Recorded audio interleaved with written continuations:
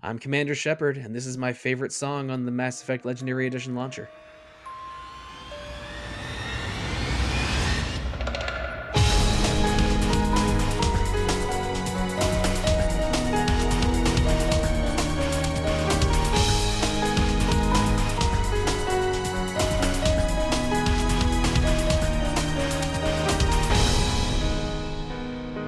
Hello, and welcome to episode 132 of Rhythm Encounter, RPG Fans Music Podcast. I'm Mike Sollosi, and yes, I'm a different Mike than perhaps you're used to hearing, but we're going to discuss a topic today that is, I don't want to say near and dear to my heart, but a topic that just makes itself apparent to me multiple times every year. Remasters of RPGs. Video game remasters have become a regular part of the video game release cycle. Now people that grew up with video games have the buying power to relive those childhood memories. And sometimes remasters will happen as soon as 3 or 4 years after the original comes out, which seems strange to me, but I'm not here to clown on The Last of Us. We're going to talk about some classic RPGs that received remasters, including remastered soundtracks. But before we get into the meat of the conversation, let's introduce the rest of the panel. They are Lucas Greene. Hello. Gio Castillo. Hello. And Audra Bowling. Hiya. Audra, Gio, Lucas, just like I said a moment ago, RPG remasters are just a regular part of the release cycle nowadays. And I know that, just glancing at the last couple episodes of Retro Encounter, I've played several already this year. Does anyone want to volunteer? What's an RPG remaster that you played recently? It doesn't have to be one that just came out, just a remaster that's fresh in your mind. Whoever wants to go first. Sure. I'll start with an easy one. I played Final Fantasy IV Pixel Remaster for Retro Encounter. You don't say. That makes two of us. That one had some really killer music remixes. It really does. It does that thing where, it's the soundtrack how you remember it as a kid and not how it actually was as a kid. But Gio, I know that you have a couple remasters on the list below us, but what's a remaster that stuck in your mind that you played recently? I actually keep thinking about Day of the Tentacle Remastered. I just played it for the first time last year. That's a classic LucasArts game. Yeah, it's really, really funny.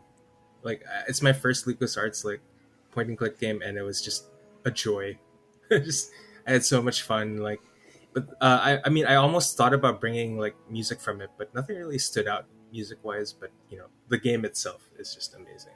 Oh, I hadn't thought of those because I did play a remastered version of Monkey Island for the Retro Encounter podcast a few years ago, and before that I played the Grim Fandango remaster. I've never played Day of the Tentacle. I've only played those two I mentioned before, as well as Full Throttle, which is I just have vivid memories of as a child.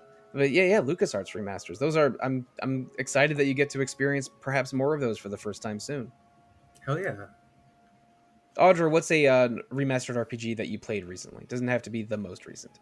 Oh, probably Mass Effect Legendary Edition. I keep going back to it in the hopes that I'll finish a playthrough at some point, but Hell yes. Get distracted by it. Other things, so...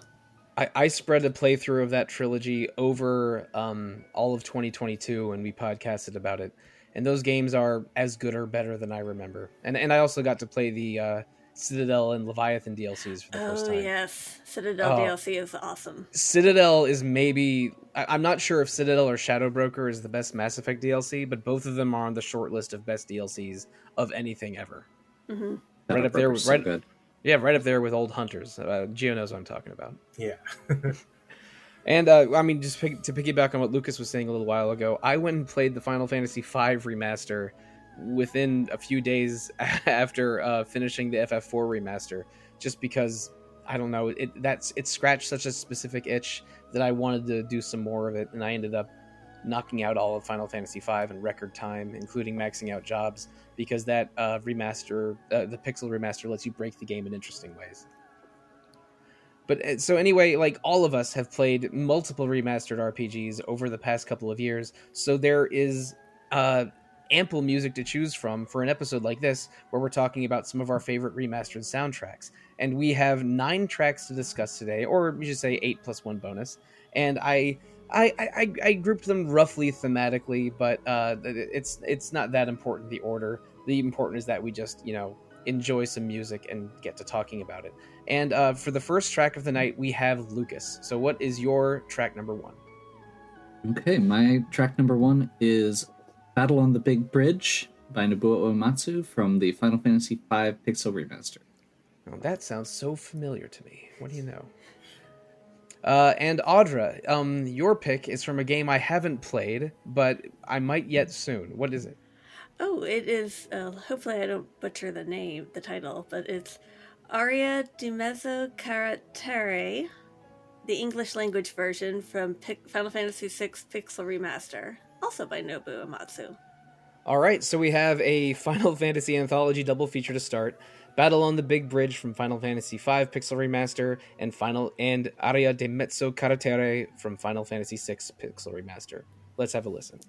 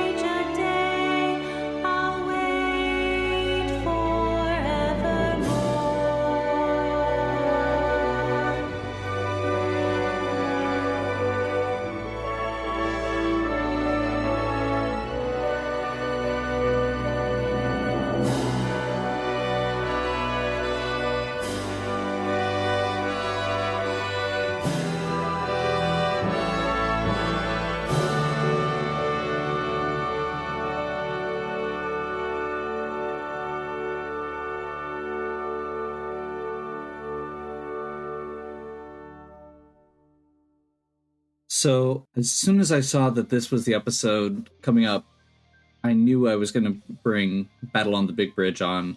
It's one of my favorite tracks from any of the early Final Fantasies, and it is one that I had been joking about bringing on the show when I was on the underrated Final Fantasy songs a little while ago.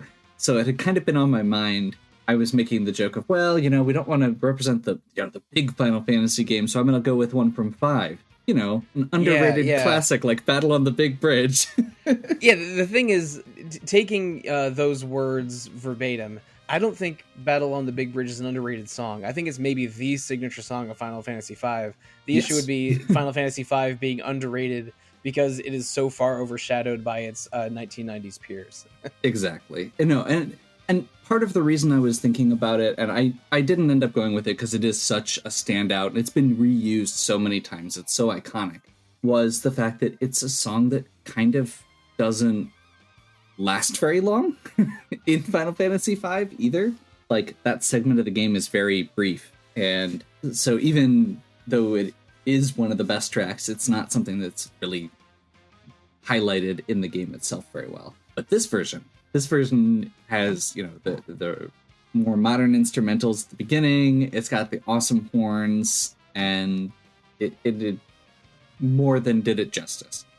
When I think of a character theme in an RPG, I like thinking of it similar to a professional wrestler's music, because you have to instantly know who's about to make an appearance from the first few seconds. And Gilgamesh announces his presence in every Final Fantasy game he's in with those soaring opening chords or arpeggios or whatever you want to call them, and just climbing up and down, usually electric guitars involved. It is such a high energy, cool song. You only really hear it persistently in that one section in the middle of Final Fantasy V on the, namesake Big Bridge. But whenever Gilgamesh pops up, sometimes unexpectedly, the rest of the game, it's just a treat to hear his theme again. And this is a great version of it. It preserves everything that's fun about the original. I don't think it's even a single BPM of tempo different from the original, but it's got that the electric piano for those for the climbing stuff at the beginning, a more authentic horn sound for for the main melody, and just very fun guitars and drums backing it up. It is a soaring rock song that Uematsu loves to rock, and when he gets an opportunity to do so in Final Fantasy battle tracks, sometimes it's really special. I love this one. It's a classic. Yeah, it's pretty much, it's just you really just you feel your blood pumping when you hear it. It's a great battle theme and character theme. Yeah. Admittedly, I've never played Final Fantasy V, just for whatever reason, but I know this song. This is one of the first Final Fantasy songs I knew. I heard. So it's just it's amazing, and it's probably the best version of the non-arranged non-actual instruments versions of the song. It's just great. It's just great. This is going to sound crazy, but I think my introduction to Final Fantasy Gilgamesh was his weird appearance in Final Fantasy VIII, where he's a sort of GF. It's difficult to explain what's going on with him there, but I'm like, well, who's this weirdo? I guess it's some Japanese thing I don't understand. But then around 2000 or so, when I think Final Fantasy Anthology came out in '99 in the US. I didn't play it until a year or two later. But when I first played Final Fantasy V and finally got around to it, this song really hits you like glass breaking. It's jarring, but in a good way, and super high energy and fun. And like I said before, one of the signature tracks of Final Fantasy V. And this remaster, all the music in the Pixel remasters that I've heard so far is excellent, and this one is still a standout song in FF5. But Final Fantasy V has some kind of surf ska rock as its signature track. Let's move on to one of the signature tracks of Final Fantasy VI. And I think the Pixel Remaster version from 2022 goes a step or two beyond the 1994 Super Nintendo approximated vocalizations into real English language lyrics. And so, Audra, let's talk a little bit about Maria and Draco slash Aria di Mezzo Carattere, but with real words sung aloud this time. Oh, yes. Actually, the Pixel Remaster 2022 version was the first actual version of the game that I played. And I already had heard a version of Maria and Draco before, and the opera, and I knew it was like a very iconic piece to the Final Fantasy VI storyline. And I kind of love the care and attention that they put into actually coming up with the lyrics and the English language version. And apparently they did quite a few different language versions as well for different languages, which I thought was a really interesting thing, because I think so many people have such a connotation with this song, an emotional reaction. Well, you've never experienced the Final Fantasy VI opera until you've heard it in the original Italian, am I right? I was literally just listening to other language versions, and the Italian one's really good. So don't knock it. I mean, what language do you think the title is in? I know. Yeah, I love the instrumentation, and I love the lyrics and how they actually fit. I mean, it sounds like a genuine actual opera, which I think is pretty impressive for the fact that it was a video game score that was much earlier done. It's hard localizing lyrics, because not only does it have to fit the it doesn't not only does it have to be at least a faithful or at least a fair translation of the previous language, but it also has to fit meter and rhyme scheme so that it sounds like a real song in English. And that's why a lot of, anime songs sung directly in English maybe sound a little awkward, because it's like, well, they really have to sometimes foist extra syllables in there. But this one, the writing flows beautifully. It's at the very, if not exactly the same, it's definitely true to the message and the memory of what it was when I played Final Fantasy VI for the first time. Geez, probably 28, 29 years ago. And it was a little surreal hearing it sung in English for the first time. But I think the vocalist, their talent is very evident. The song is still gorgeous, and I truly cannot wait to get to the FF6 Pixel Remaster. It's ready to go in my Switch, probably in another month or two. Oh, it's good. It's definitely good. I've played so many versions of FF6, but I'm down to play another one. So I love Final Fantasy VI. I hate being the negative guy on this show occasionally. Oh, that's okay. But I don't love the vocalist in the English version. That's part of why I was looking at the other language tracks, because I was curious. Oh, see, I thought it was deliberate that she's like untrained. Oh yeah, I thought that they were kind of going for it because it's Sila's. Okay, if that was intentional, then that's fine. But there was something it just felt very flat to me, and I don't know. Maybe it was intentional. If that was the case, then they did a great job. No, I agree with you though. It doesn't sound good. I mean, it doesn't have any squeakiness or pitchiness, but I guess it's not. No. I mean, they didn't get like a Broadway leading lady for this either. No, I think it fits from the story stance, because she's not a opera singer, technically, the Sila's character. But yeah, I can see where. I was trying to figure it out, because I didn't want to come on and just say I didn't like it.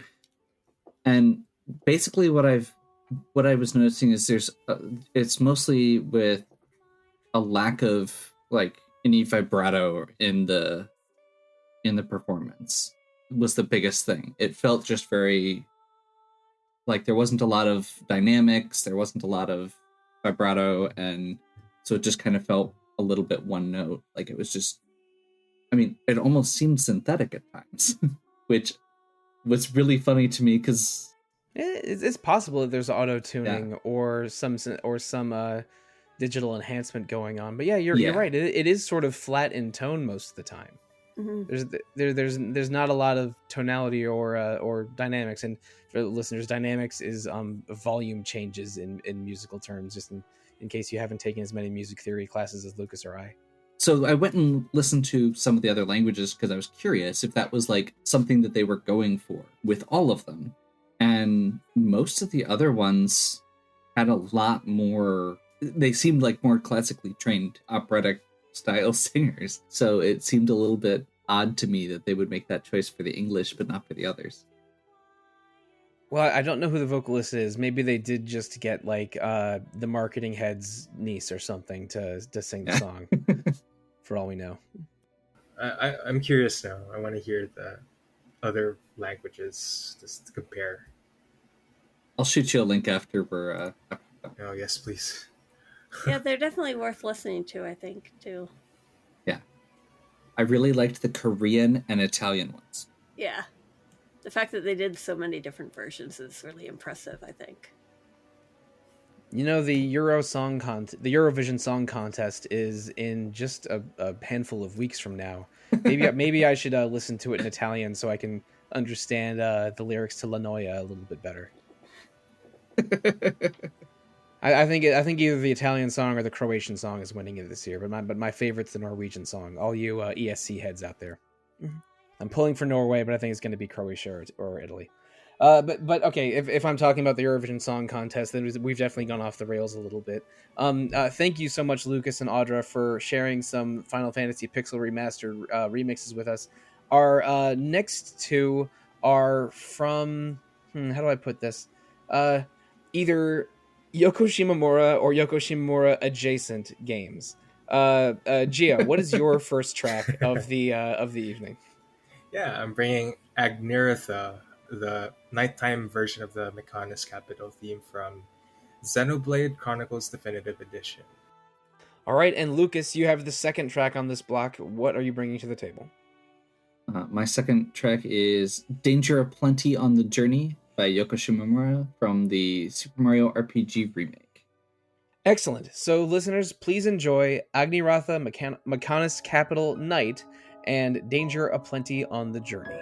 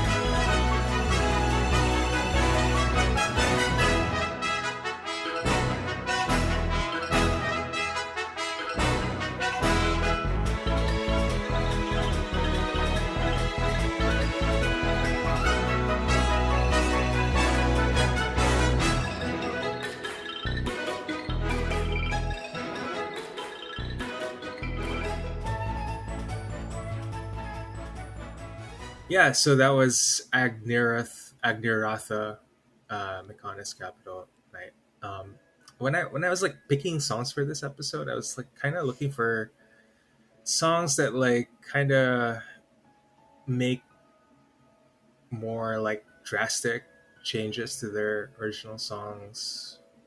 I ended up only picking one of those, which is this one. And I think like if you listen to the original, like you'll notice like they replaced like this like synthy, like high synth instrument with like a vocal, like a female vocal. And for me, it was totally the right move because like I think it really added to like the atmosphere of the song. This is like a late game area of Xenoblade Chronicles, and it's like this kind of a.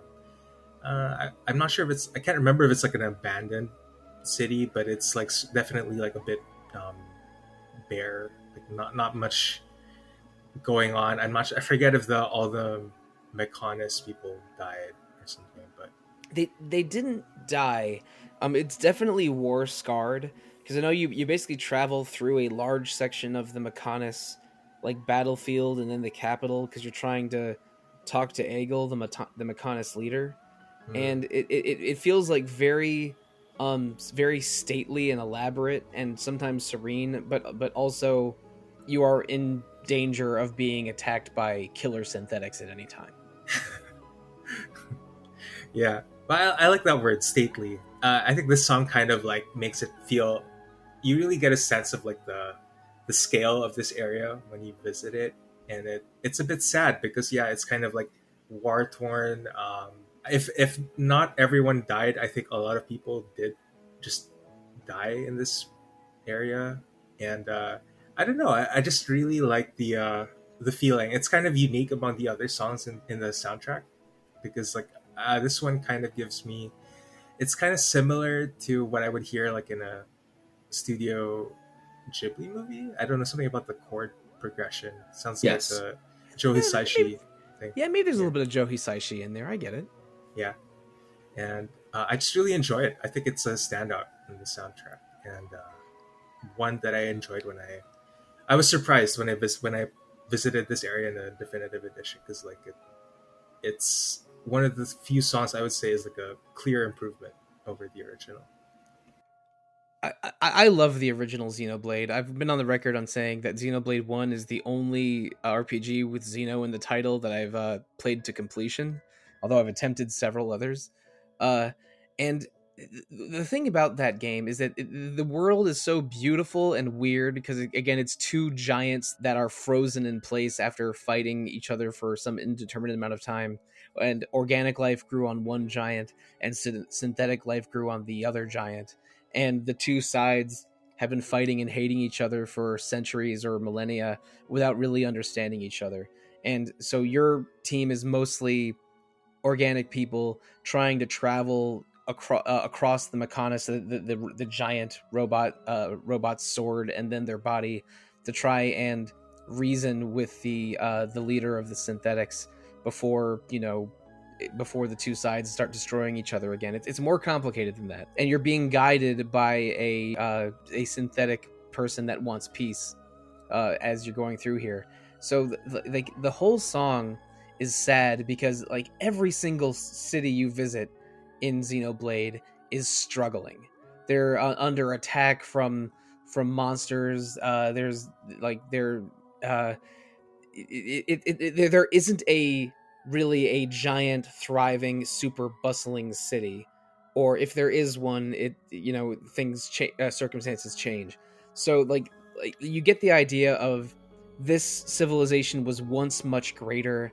It's a shadow of what it used to be, but there are people struggling to survive, and it could explode into war again at a moment's notice. It is my favorite part of Xenoblade is a little bit later on the Fallen Arm, and I could talk about the story implications of that place later. But this Xenoblade is a special video game, and its soundtrack is so rich. I did compare this one to the original before we recorded because I've only played the original, and it was something like 8 years ago when I did play it. This it's the original is haunting, but I agree the change to a human vocalist makes it even more haunting. It's special video game, special soundtrack, really good pick from that track. It's like the sort of lonely, sad elegance of this song sets the tone for this part of the game really beautifully, even though it's basically a war zone. The word that came to mind when I was listening to it was forlorn. It has that very, like, you could almost see this like playing in the background as someone was like, riding through an abandoned area at night and like way zoomed out and just with wind blowing, and the vocalist is amazing.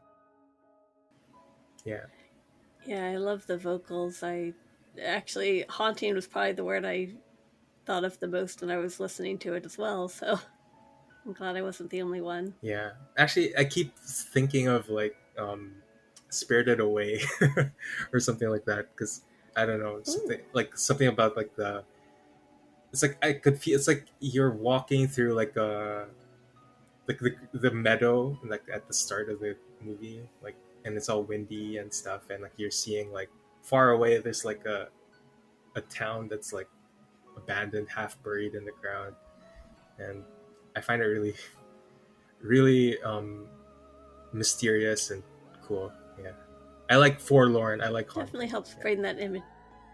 Yeah, definitely brings that imagery to life. Damn, I should play this thing. I think this is the only game on this list where I guess there's also one later where I both haven't played the remaster and I haven't played the original in a long time either. So yeah, I need to do some more song side-by-side comparisons, because I love the original soundtrack to Xenoblade, but I haven't explored the definitive edition OST quite as deeply. Well, if this is any indication, it's pretty good too. Oh, I don't doubt it. I mean, there's like something like 7 or 8 composers on the original. It's an enormous soundtrack, and they had to have at least as many arrangers for the new one. And yeah, it's Xenoblade hasn't really missed yet. Again, this is the only one I managed to finish, but those are 4 super fascinating RPGs. And now, if only Xenoblade Cross had a Switch version, or at least was on hardware that I owned, I would love to play it. But maybe someday. But there is some hardware I do own, and for a game that's much more available. You can play Super Mario RPG on the Super Nintendo, or the SNES Mini, or the Wii Virtual Console, or most recently on the Switch Remaster version. The turnaround for that was super fast. I think I could be wrong here. I think they announced it in something like August, and then it came out in November. It seemed like it just popped in out of nowhere. But suddenly we had this gorgeous, both visually and musically, new version of Super Mario RPG to play. So how about it, Lucas? Yeah, I picked it up and played through the remake. My partner had never played Mario RPG before, so she wanted to go through it with me and really enjoyed it.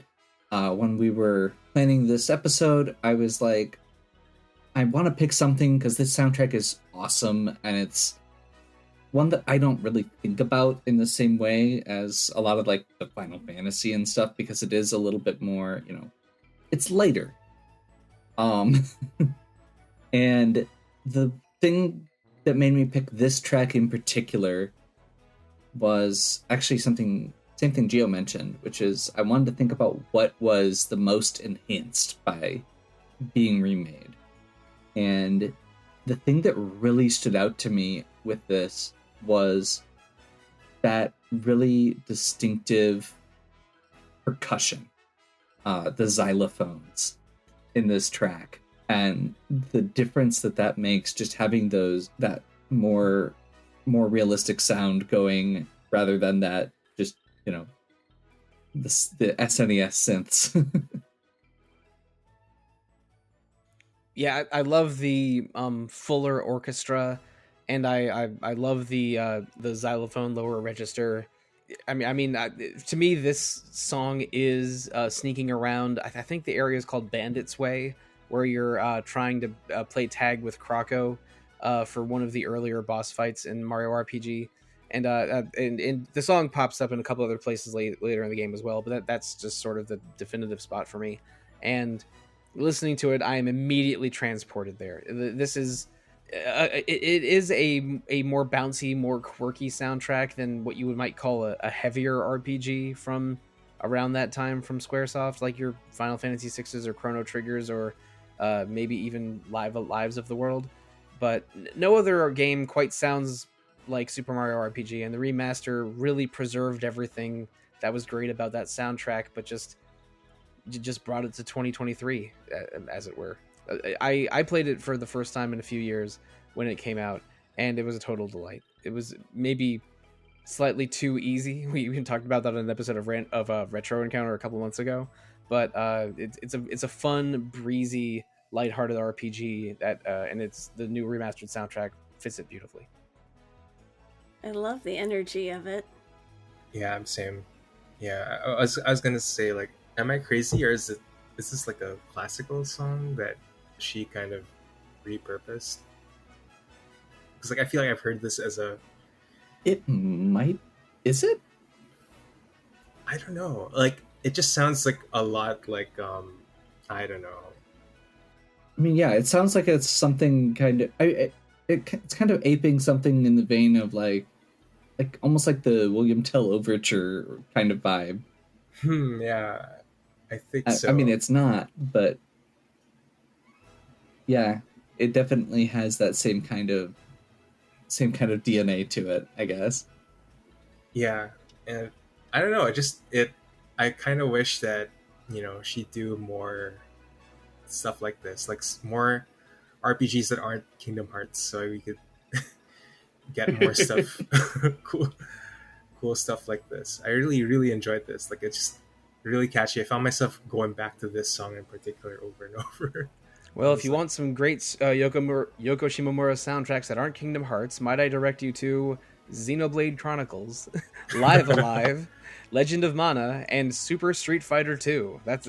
Oh yeah, well, I love the Legend of Mana soundtrack. It's so good. But yeah, I mean, Mario RPG is so distinct, especially compared to everything else that was going on at that time. And the soundtrack is, to me, an indelible part of it. But I've played Mario RPG a bunch of times. So when I played the remake several months ago, it really felt like I was revisiting an old friend. But the next song here is a game that I had never had an opportunity to play until its remake came out. So we're going to go with sort of two more modern games that had very recent remakes for our next block. And the first song of that block is from me. It is Collisions of Our Swords from Like a Dragon Ishin. And the second track from this block comes from Audra. It is Resynthesis by Sam Hulick from Mass Effect Legendary Edition. All right, listeners. So let's just get straight to it. Please enjoy Collisions of Our Swords and Resynthesis.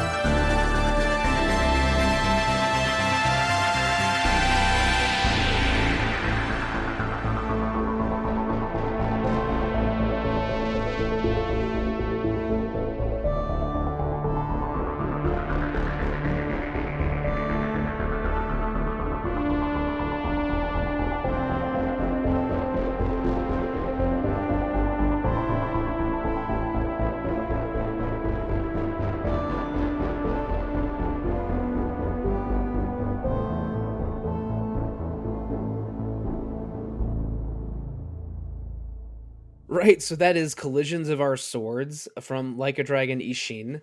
In Japanese, that's Ryugakutoku Ishin Kiwami, because this is the 2023 remake of I believe, 2013 or 2014 PS3 game that for many years was a Japanese-only release. And this is a new song that was added for the 2023 version. It came in a weird EP release. It's that's why we can't figure out exactly who arranged it. It's because it's there's a bunch of arrangers on the soundtrack, and it's unclear who arranged this particular song. They added, I believe it's 6 or 7 songs for the 2023 game. A couple of them were karaoke songs, and a couple of them are remixes of classic Yakuza or Like a Dragon songs, but with sort of more Japanese instrumentation, or I should say era appropriate instrumentation, since Like a Dragon Ishin takes place in the 1860s. And Collisions of Our Swords is the Kiwami Ishin version, and it's an arrangement of Collisions of Our Souls from Yakuza 5, which is the boss fight against Watase and Watase's buddy. What's his name? Is it Katsuya? Yeah, it's Katsuya. Yeah, Katsuya, right. Yeah, so in the boss fight against Watase and Katsuya, that's not really a spoiler, because from the moment you see those two guys, you know you're fighting them eventually. but what really stood out to me is that the songs from Yakuza 3, 4, and 5 that they changed for the new version of Ishin were sort of high energy butt rock songs that were kind of Yakuza's signature sound around the late 2000s, early 2010s, before they moved into more electronic music and even like dubstep stuff for around Yakuza 7 time. And it's just so fun hearing the Japanese strings, instruments, and percussion to try to samurai up this very sort of grim, crunchy song, and it's for Watase, who's a character in, or portrays one of the sort of samurai working against Saito's faction in Like a Dragon Ishin. It's complicated to keep track of who's on whose side by the end of that game, but it's sort of one of 4 or 5 final bosses you fight in a row in the end game, and it's an absolute blast. The hot-blooded samurai clashes are exactly what I want out of Like a Dragon Ishin, and this takes one of the better boss tracks from Yakuza 5 and just makes an extremely fun new arrangement of it. But I think the game itself is definitely worth checking out. It's because it's so separated from the canon, it's not even a bad choice for someone's first Yakuza game, but be ready to grind for sword forging materials a lot in that game. But it's I never got to experience the original Like a Dragon Ishin, but they replaced a couple instances of the generic boss music with new remixes for this new version, and I'm glad they did. Yeah, I can understand why this is a really awesome song. I haven't heard the original yet, but I love this arrangement. Yeah, I'm surprised with like how much they preserved the original arrangement. Actually, it's kind of very similar to the original, but it's like punched up. Like I think they did stuff that's more a bit dynamic, and they added those Japanese instruments. I think I forget what it's called, like the koto. I think there's like little plucks there to like make it thematically match the game. But yeah, it's good. And actually, Watase in this game is a really good antagonist. I wish that he was around more. Yeah, he really only shows up in the last third or so of Ishin, and he's one of my favorite minor antagonists in general. I really thought he was going to be the final boss of Yakuza 5 when I played that for the first time, but they went in a different direction. I don't ask me to explain the plot of Yakuza 5, but cool character, cool theme, both in the original version from over a decade ago and this new version. I don't know all the specifics of the instrumentation. It sounds very different at the beginning of both tracks, but when they settle into the guitar riffs in the middle, it's like, oh no, this is an arrangement of that older song, but it's a very cool one. Yeah, it seemed like the vibe I was getting was it went from very like rock to something that felt a little bit more like electronic almost, but then with those very traditional instruments kind of mixed in as well. And just kind of that juxtaposition seems like it fit really well for what that game is, of taking those modern aspects and putting it back into the past of, or those modern characters and recasting them like that. Well, it's sort of interesting. Like the sound of Yakuza really has been this hard-edged rock since the very beginning, with Hidenori Shoji as the main musical architect of the series. But then I think around Yakuza 6, uh, it sort of like, well, maybe it was Yakuza 5 and 6.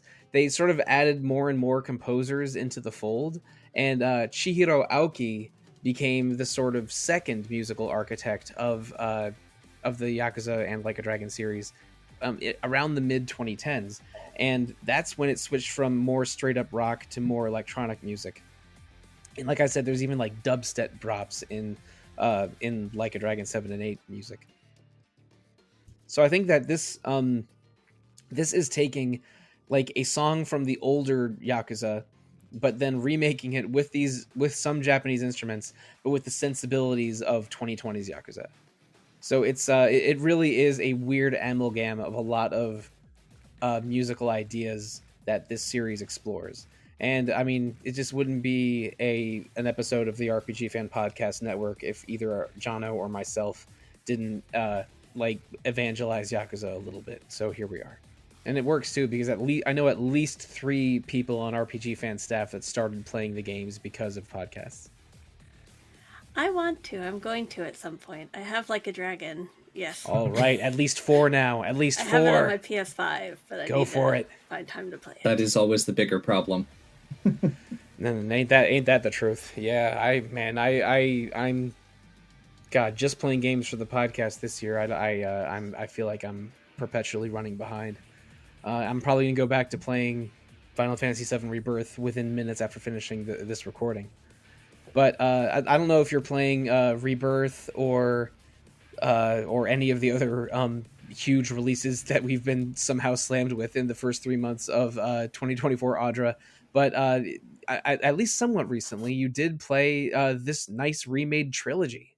Yes. I'm still playing it, but I'm definitely getting through it and loving it again.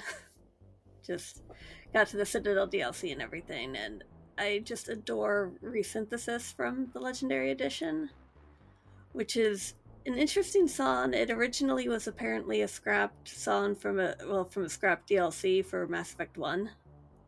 And they apparently liked the song enough that they repurposed it for the Legendary Edition. Okay. And I actually really like it. I think it's probably one of the better Mass Effect songs, which is surprising because I do like the soundtracks for the games. But there's something about it that really kind of fits for the overall themes of the sci-fi themes and settings. I think it's the instrumentation is great, and it just really sets the tone, I think. I was looking up where it played, and it said, according to the comments, it's like the menu theme for like the launcher. Yeah, they did for when you just decide which game you want to play. Okay. So it actually kind of does fit overreaching for the entire. Yeah. I mean, my understanding was that it's a synthesis of the opening menu themes for Mass Effect 1, 2, and 3. Oh. But it uses that instrumentation and that atmosphere that the Mass Effect games all have. I mean, I hate to just like ascribe an entire genre of art to a sound of music, but this screams science fiction. It is that synthesizer and those the echoing. It doesn't have a discernible like real world orchestral instrument that you can sort of attach to, but it's the tones, the echoes, the way it sounds deliberately alien, like it's a John Carpenter soundtrack from the 80s or something similar. Yeah. It's like, oh, this is taking place at least in part on a lonely space station, like across the sea of stars. But it's super cool. Like if you've played the Mass Effect games, even though this song is only from the recent remakes, or I should say remake, because it is a all-in-one package for 1, 2, and 3. It absolutely just screams Mass Effect, and it's unmistakably this game in this series once you hear this. And I did replay the whole trilogy. Well, I should say oh, this is complicated. I've beaten Mass Effect 1 several times, but I've only done a full trilogy play once, or like in the early 2010s, and then replayed them over 2022, and then podcasted about them. But it was so good. The high points of it are so good that it made me like immediately want to replay it even again. And I would feel that anticipation and excitement every time I loaded it up on my PS5 to play, because like, oh man, what kind of shenanigans am I going to get into with Shepard this time? Oh, that Shepard. I'm Commander Shepard, and this is my favorite song on the Mass Effect Legendary Edition launcher. if you know, you know. That's perfect. I can't believe you just did that, but it was perfect. And, well, you know, in Mass Effect, you do visit the moon and travel between the stars. But, Gio, how about when the moon's reaching out to the stars? that was a really good segue. So let's see. Yeah, I'm bringing, so this last segment I'm bringing When the Moon's Reaching Out Stars Reload from Persona 3 Reload. When that transition came to me, I was a little bit eager to get to it. I have to admit. And the second song on our fourth block for this episode of Rhythm Encounter is from me. I think this is maybe the oldest remake that we have here. It's from 2019. The song is Face Shrine from Legend of Zelda: Link's Awakening, the Switch version, and the arrangement is by Ryo Nakamatsu. So please enjoy When the Moon's Reaching Out to the Stars, Reload, and Face Shrine.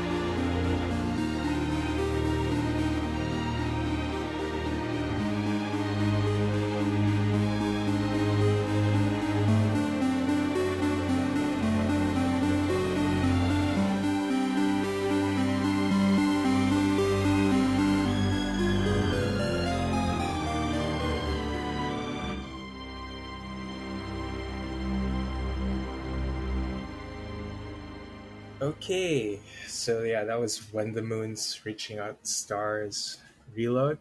Spoiler alert, I haven't played Persona 3 Reload, but I've listened to this soundtrack basically front and back a few times now. Because like I'm just so curious to see if they how they changed up the songs and like all about the new songs, which are incredible. I was really tempted to bring this song called "Color Your Night" from the like this new song called "Color Your Night" from Persona 3 Reload, but I wanted to bring this one When the Moon's Reaching Out Stars because it's a nice showcase, like if listeners like want to compare with the original song, because like there's a new vocalist for Persona 3 Reload. Like they brought this new vocalist, and she has like a different tone. It's a bit Yeah, the new vocalist for Persona 3 Reload is Azumi Takahashi, and the original vocalist for Persona 3 is Yumi Kawamura. yeah, and they sound very different.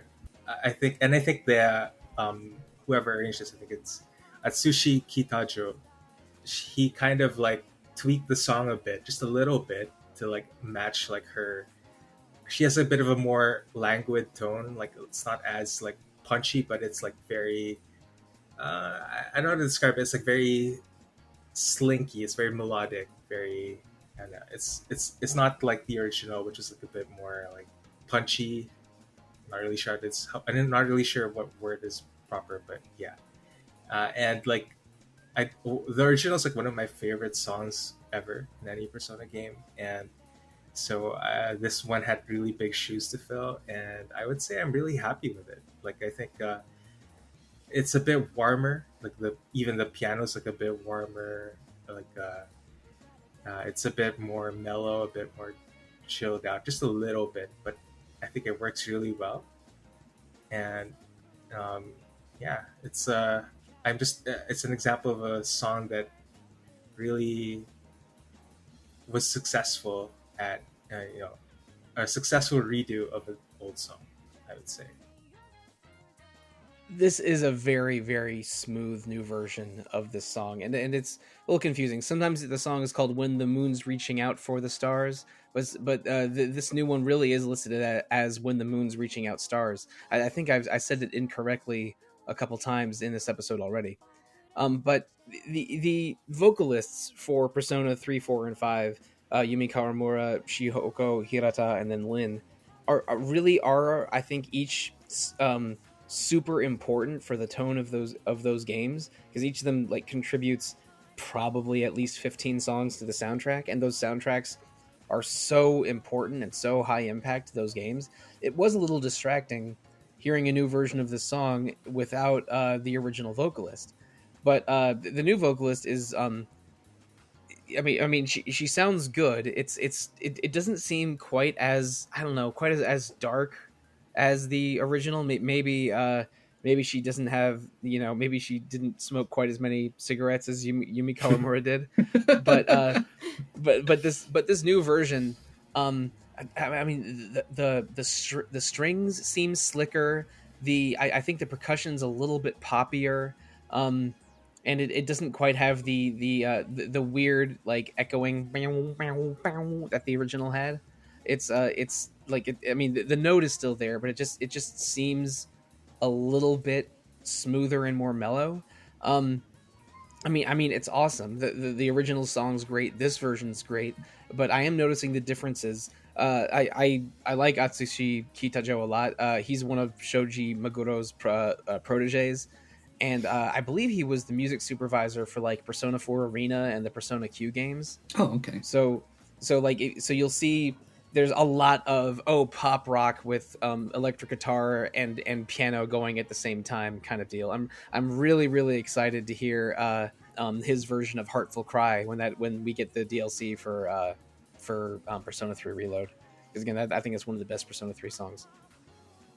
But yeah, I have to admit I am a little distracted by the new vocalist, but this is a really, really cool new version of this song. I have not played Persona 3 Reload either, because I've been drowning in alternately Dragon Quest, Like a Dragon, Dragon Age, Final Fantasy VII Rebirth. I've been just really, really busy with big RPGs in 2024 already. I will get to this eventually because I adore Persona 3, and it has been quite a while since I've played it.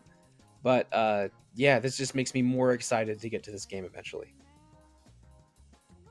Yeah, I really enjoyed this version of the song. It's a great arrangement, I think. But you mentioned it didn't seem as dark, and the thing that actually came to my mind with that was it almost has a little bit more of a warmer sound to it overall, or like a warmer tone. Yeah.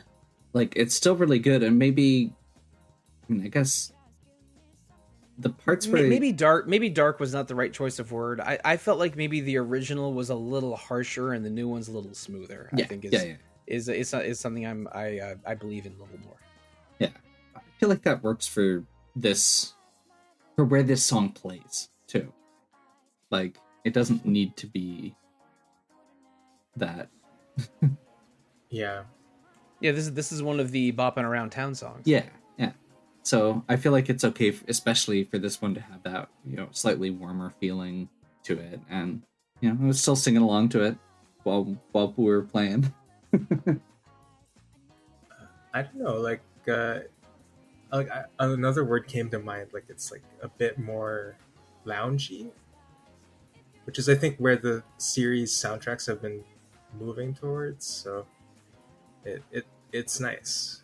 It's I think it's like almost tailor made for, I don't know, the taste of younger people these days who like this kind of music. So I think it's a smart rearrangement. I hope they go in another direction for Persona 6. Just go straight back to the 80s. Give us a soundtrack that's entirely city pop. Yes, please. I'll take that. $70. Here you go.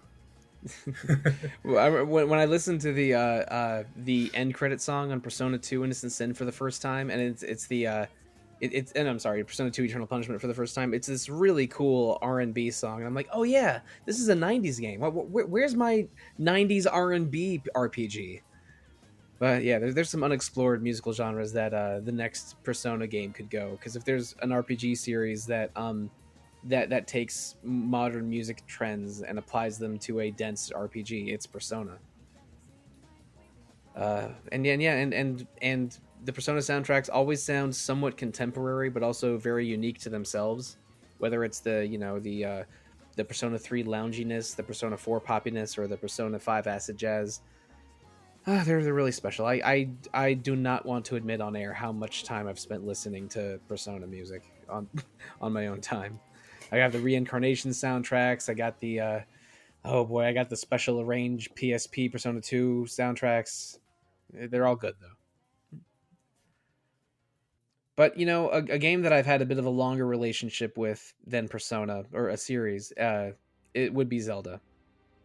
Link's Awakening is one of my favorite Game Boy games. So when that 2019 remake happened, I think I saw it at E3, but I didn't get to demo it because the demo line was literally around the entire building, into the Nintendo booth. So I didn't really get to play it until it came out. But hearing these classic Game Boy tunes rearranged for a modern console was a total delight. And Face Shrine really stuck out to me so much because they put way more thought into this. The original version is in sort of Game Boy bleeps and bloops, and it's just those eighth notes going doom doom doom doom doom doom doom doom doom doom doom doom, just, and not much else besides that. And this new version has these really heavy strings under all of it, but still maintains sort of a Game Boy-ish sound for those eighth notes carrying the main melody. And also, it's meant to echo it's meant to echo music elsewhere in the game. There, like, the Face Shrine is a building, it's a temple, but a version of this song also happens outside of the temple, like when you're in the walk up in the ruins leading to the temple, and I think that the music in the Face Shrine is meant to be like the echo of that song from above ground going into the temple, echoing off the temple halls. It really, like, they acknowledge the Game Boy origins. They make it sort of so much more sinister sounding, and also sort of sound like it's almost like it's diegetic music, like you're hearing the soundtrack from the overworld outside for this Aria's music. And also, I think the dark and sinister tone matches the tone of the game at this point, because the boss of the Face Shrine is sort of the first one to tell Link, at least hint to Link, the secret of Kolohint Island, and what and the implications of what Link's doing are. Which, I mean, spoilers for a what is it? Like a 1995 game or something. Maybe I don't need to go into it, but for some reason this felt like a really transformative song from the original version, and it's super good. I found it really, like, when I was listening through to it, I was like, oh yeah, this feels like completely different, and I don't even recognize this. And then it gets to the chorus, or to where it comes in with the eighth notes. I was like, is this just them playing it, the Game Boy track, but with a string orchestra backing it?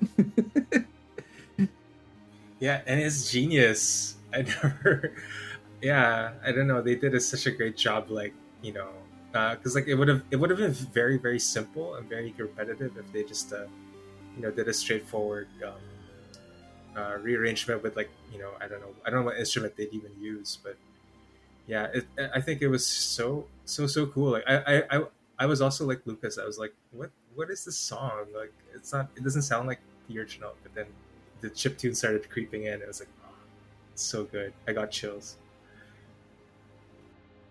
I'm not familiar with the original, but I really love the instrumentation in this version of the song, and I quite liked, especially hearing your thoughts on it. I mean, just the idea of it being like you going underground or outside of the overworld it's a really fitting for how it sounds and the emotions it kind of carries on.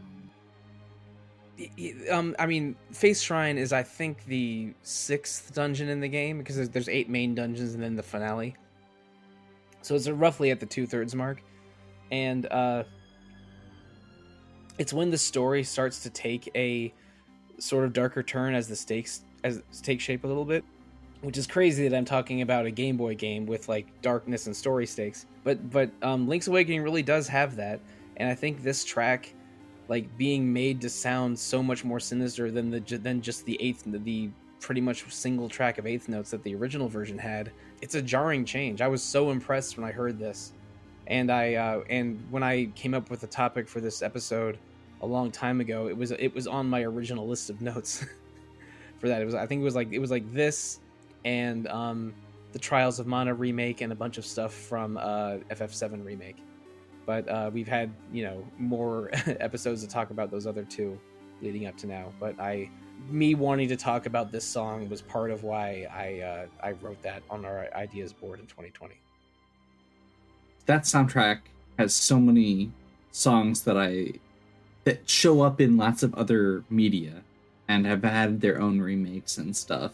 So this one kind of caught me off guard, because I always think of, the titular Ballad of the Windfish, or I know Tall Tall Heights shows up in a bunch of, or has been like transported into a bunch of them. So something that's a little bit less pervasive. It was a really neat one to bring attention to. Yeah, I mean, the original version is so basic, it's almost like it's almost a throwaway from the original. And like I mentioned before, I think this is the most transformative song in the new soundtrack. It does the most with the least, as it were. So, remakes, remasters, we've played a lot of them, and we just talked about 8 of them. I think that the 8 games we talked about today are all worth playing, worth exploring, whether you've played the originals or not.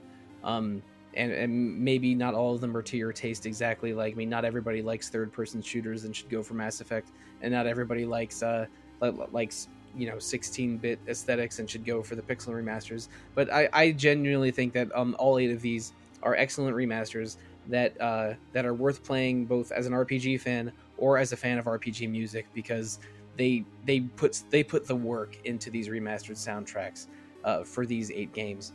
And I mean, more remakes and more remasters are coming out every year, and I wish all of them put this level of attention into audio. But we can't always be so fortunate. But at least they did a good job with these 8. But listeners, I hope that you enjoyed what you heard today. We have links to the VGMDB, and possibly also Bandcamp or the appropriate digital storefront for all of these tracks that you can find in the show notes. And so we always like to discuss what games have shown up for the first time on Rhythm Encounter every time we do a new episode. And I believe we have 4 debuts for this episode of Rhythm Encounter. This is the first time we're hearing music from Super Mario RPG Remake, as well as Like a Dragon Ishin, Mass Effect Legendary Edition, and Persona 3 Reload. So yeah, those are 4 Rhythm Encounter debuts, which isn't such a bad number. Sometimes the number is only 0 or 1 new games debuting. So yeah, 4, I think we did pretty good. Yeah.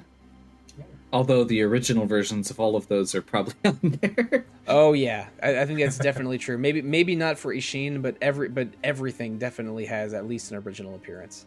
But let's talk about what's coming next in Rhythm Encounter. Coming in 2 weeks, we have a special Music to Cook To episode that I have no idea what to expect. I've always thought that Go-Go's track in Final Fantasy VI sounds like a pizzeria, but other than that, I have no food commentary to attribute to RPG soundtracks.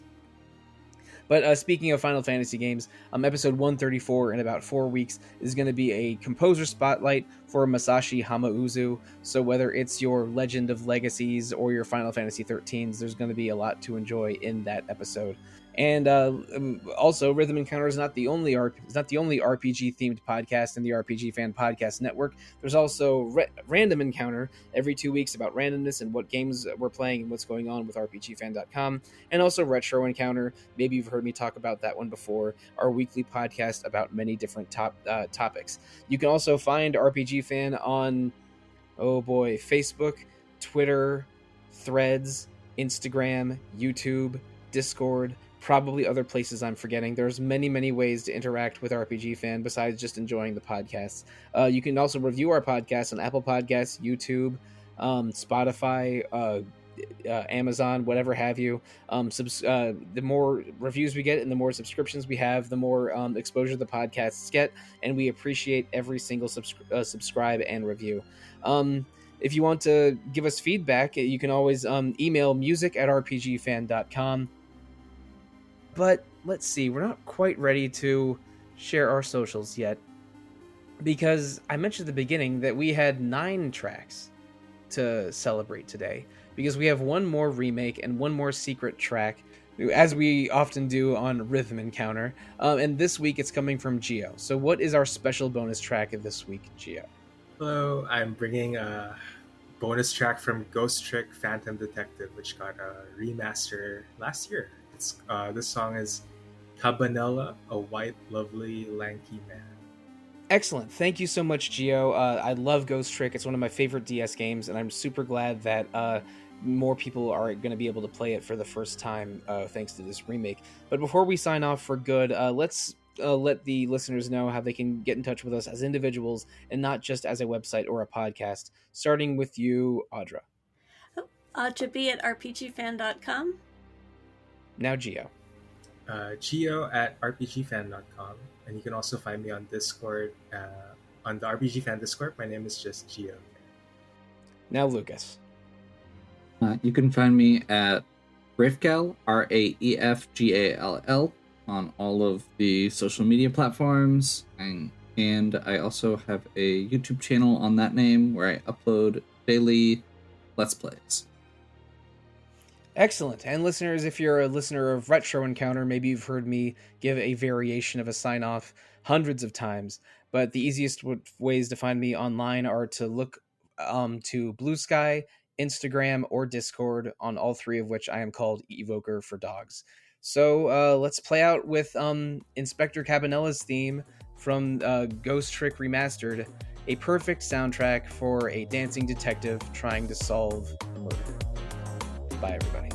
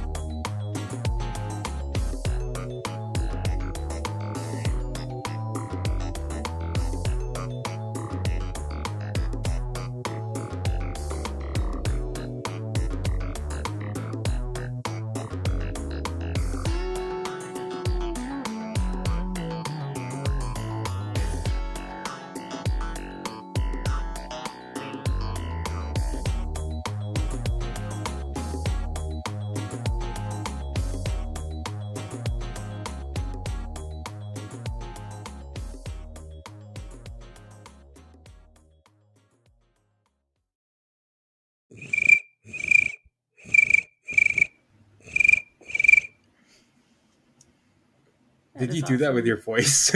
Yeah, no, it was it's vibrating your cheeks while doing a sharp inhale whistle. That's incredible. Yeah. Yep. Also, it didn't scare the crap out of me. Perfect.